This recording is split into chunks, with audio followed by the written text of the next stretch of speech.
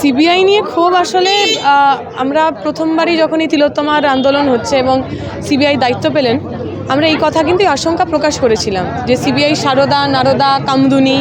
এবং এই দুর্নীতি নিয়ে যা যা করছেন তিলোত্তমার ক্ষেত্রেও যদি তা করেন তাহলে মানুষ আর কোনো ধরনের এজেন্সি কোনো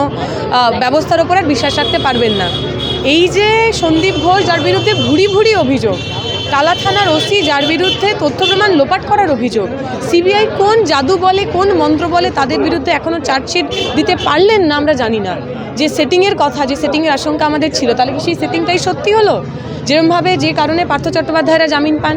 যে কারণে অনুব্রত মণ্ডলরা জামিন পান, যে কারণে ওই কালীঘাটের কাকুর এত বছর ধরেও তার আলটিমেটলি তাকে দোষী প্রমাণিত করা যায় না, আসল মালিকদের ধরা যায় না, তাহলে কি যে সেটিংয়ের কথা আমরা বলছি তৃণমূল বিজেপির, সেই সেটিংটা আছে? তাহলে কি এই সেটিংয়ের জন্য তৃণমূল বিজেপির সেটিংয়ের জন্য আমার বাড়ির মেয়ে তিলোত্তমা